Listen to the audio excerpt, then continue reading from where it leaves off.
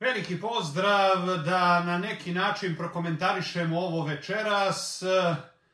Vučićev direktor United Media grupe na vratima je, sutra će biti uveden da ozvaniči transakciju milijardera Aleksandra Vučića koji je od Dragana Šolaka famozno kupio ne samo SBB nego očigledno i United Media grupu i medije Nova S i N1.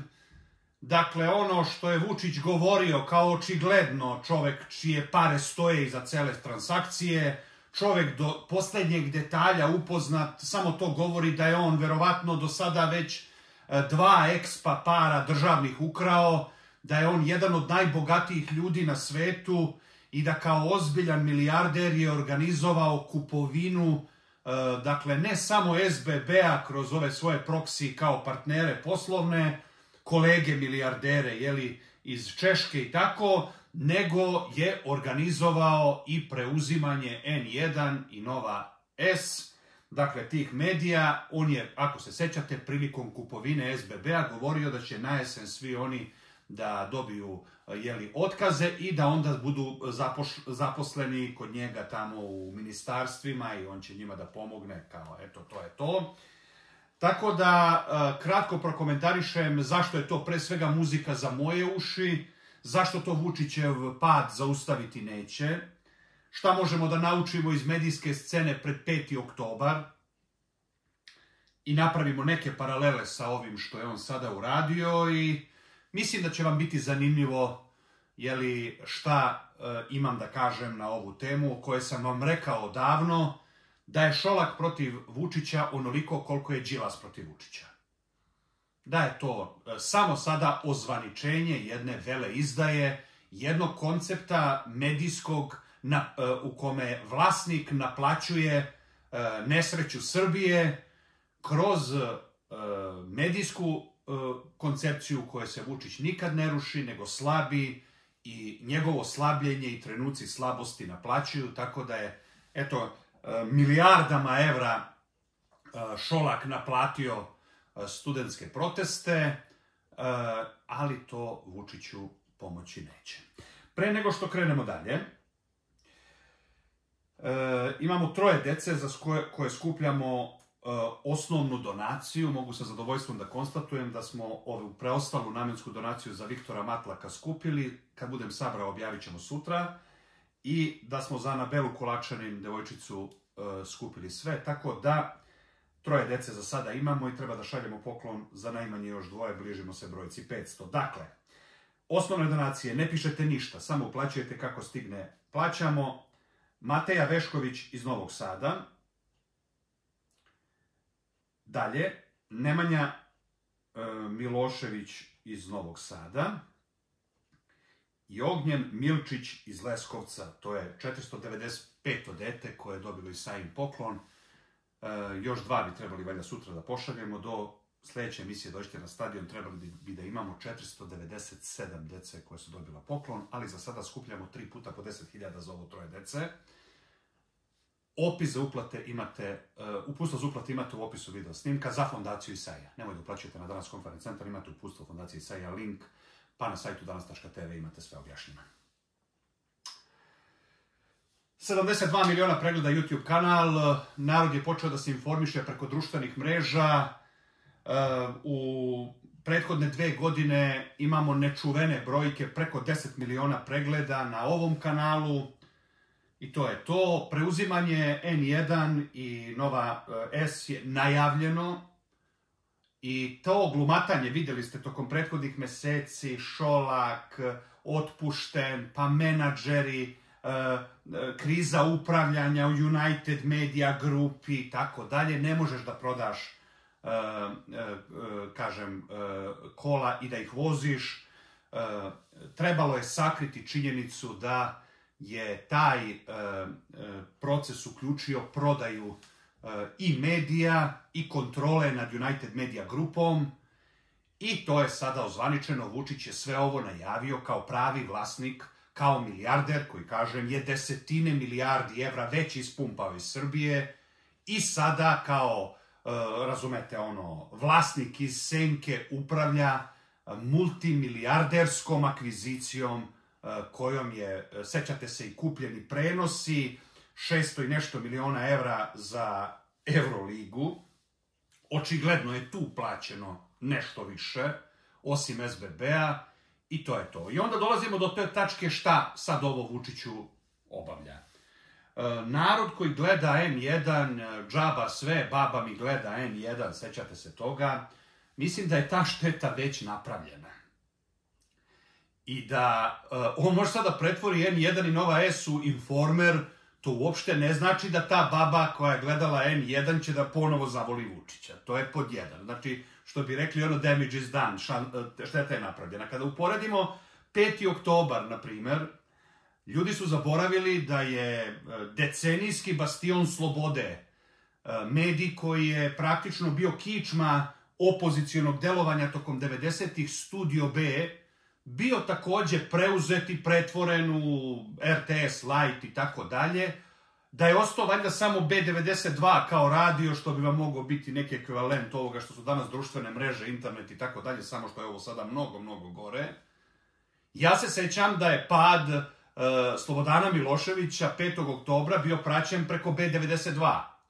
Iako su sve televizije u eri u kojoj nema interneta, u kojoj je televizija imala strašno puno veći uticaj nego što ga sada ima, sve je to bilo obavljeno i Vučić nikako da nauči da u ovoj eri N1 ovakav kakav jeste, sa vlasnicima koji nikad nisu išli do kraja protiv njega, koji su uvek, i to se videlo i na Zvezdi, Partizanu, to se videlo na tome da oni nikada nisu želeli da obezbede da jedan od njihovih kanala bude dostupan celoj Srbiji, da je njima nuđeno da je N1 ili Nova, da izaberu neki kanal na kome će moći da se objavljuju samo te vesti, da cela Srbija može da ih gleda, oni to nisu hteli dok im se ne plati. N1 i Nova S su uvek bili projekti za naplaćivanje narodnog nezadovoljstva protiv Aleksandra Vučića. Ideja vlasnika nikada nije bila da Srbiji bude bolje, nego da Srbija bude pod Vučićevom čizmom, a da on Vučića kad god ugrozi, oni se nagode, on to naplati, tako zaključno s ovim najvećim problemom u koji je Vučić upao i gde je njegova nizbrdica nepovratna, i onda je se usledila ta kao prodaja, kao SBB-a, samo da bismo sada dobili nekog Tintora na vratima i tako dalje, koji je očigledno kadar Srpske napredne stranke, 5-godišnji mandat u Vučićevoj vlasti Ratel, advokati koji zastupaju Telekom Srbija i tako dalje. Znači, sve će to dovesti do toga da oni ljudi koji su se časno borili protiv Vučića u tom sistemu treba da razmotre pravljenje internet medija, treba da razmotre situaciju da treba da krenu da svoje, da kažemo, programe prilagode, da li je to ovaj KRIK, da li su to da se napravi neka vrsta, razumete, tog programa. Pametni televizori praktično čine kablovsku televiziju prevaziđenom u Americi. Znači, pad kablovske televizije u Americi je ogroman, ljudi se odavno ne informišu preko toga, pad klasičnih medija poput CNN-a u gledanosti, NBC, ovamo, onamo, znači, to je to. Ovde, u ovoj fazi, terminalnoj fazi Vučićevog pada, odavno N1 ne obaveštava javnost, narod se već prešaltao na društvene mreže, pa onda oni sa društvenih mreža nešto spoje pa objave u svom programu.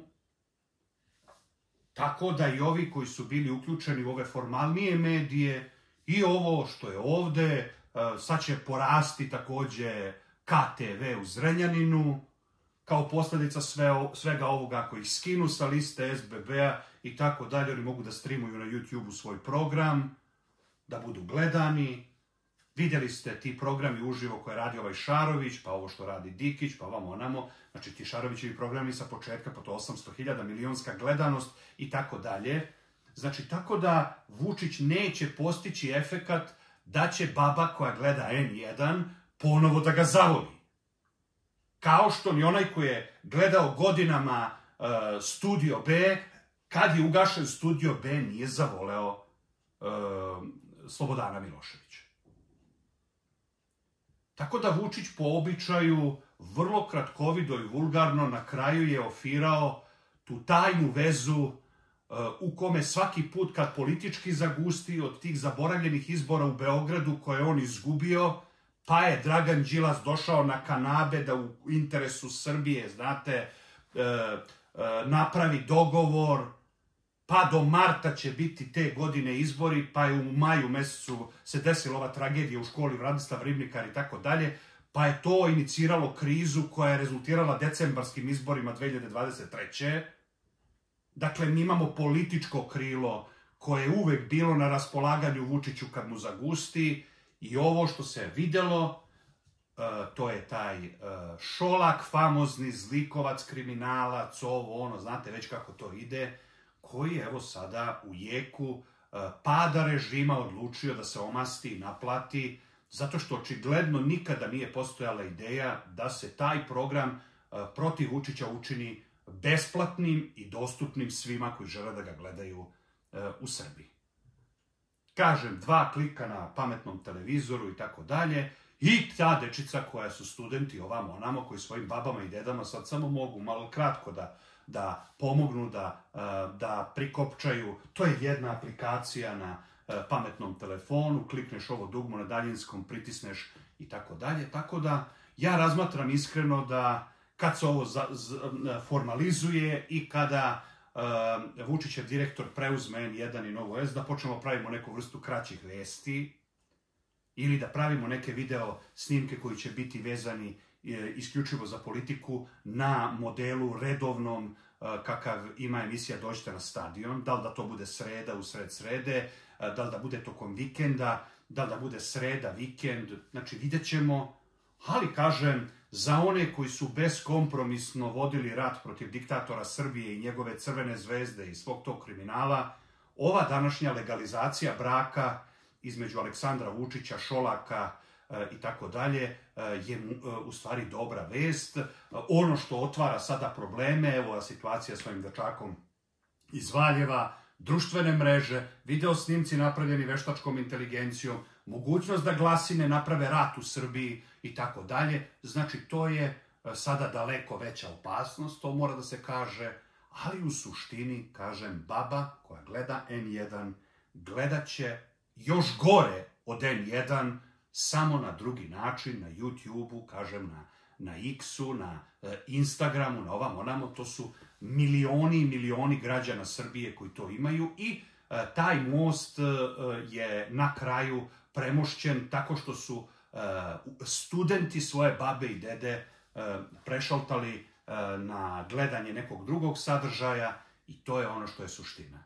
Tako da posrnuli tiranin koji samo razotkriva kroz sve ovo da je multimilijarder koji raspolaže desetinama milijardi evra, da je sposoban da sada pravi akvizicije koje su ogromne i ko veruje da je ovo neka češka firma, ovo ono i tako dalje, pa neki češki milijarder ima interes da televiziju koju gleda zbog protivljenja prema Vučiću većina ljudi sada pretvori u neki Informer u rukavicama, apsolutno jasno da sve te firme su u stvari front, kako se zove to, fasada, i da milijarder Aleksandar Vučić kupuje što državnim parama, što već izvučenim parama iz Srbije, ali bojim se da ostaje samo da kupi YouTube, da kupi Facebook, da kupi, razumete, X od Ilona Maska. Ako završi Expo, ne može se reći da neće imati para da i to uradi. Jer on je opljačkao Srbiju do te tačke da se samo razotkrilo kroz sve ovo, ta tajna veza, a da nezadovoljstvo naroda, informisanje naroda i tako dalje, kažem, da je to pomoglo u eri kad je televizija bila daleko, daleko ozbiljniji medij nego što je sada, u eri 2000. godine gašenje Studija B nije spaslo Slobodana Miloševića, kao što ni N1 i Nova S, koji će biti preuzeti od njega, neće spasti diktatora Srbije, nego može da se desi da bude apsurd, da on nakon ovoga padne još brže. Razumete? Još brže. i da sada kada više nema fasadnog novinarstva, medijske koncepcije da se Vučić slabi, ali ne ruši do kraja, sada će to sve ići mnogo brže i informisanje protiv Vučića bit će u stvari u ukupnom zbiru još gore.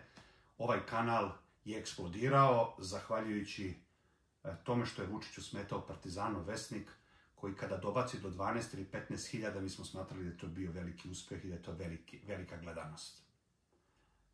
A onda je došao taj trenutak da sada bi Vučić potpisao levom i desnom da može ponovo da se vrati na ta vremena.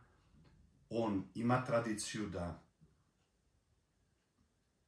mali požar gasi benzinom i od njega pravi veći, tako da mislim da ovo što će nastati nakon njegovog preuzimanja N1 i Nova S će biti taman onoliko veće koliko je, i dođite na stadion, veći od Partizanovog Vesnika. Nakon što je on nagovorio Partizan da se to ugasi, nagovorio Partizan da se potpuno distancira od mene, naredio moje izbacivanje iz Partizana i vi pogledajte sad koja je to eksplozija. 3. godina za redom ide, evo, 72 miliona pregleda ukupno, ali od 72 miliona pregleda, 30 miliona pregleda bit će ova godina, prethodna godina i 2023. godina. U poslednje 3 godine 30 od 72 miliona ukupno, znači to je to, tako da jedino novo što smo saznali to je da je Vučić priznao da je milijarder i da je brak između te trojke Šolak, Đilas, Vučić sada jasan svakome ko ima mozak. I ovo što Đilas radi u poslednjim mesecima, ta kampanja, studenti su ruska, antizapadna opcija, pa na kraju Ministarstvo spoljnih poslova Rusije ih nazove divljacima i podrži Vučića, sve to na kraju dolazi svome kraju i te maske sve padaju, tako da nije da vam odavno nisam rekao kao i mnogo toga pre. Eto, veliki pozdrav!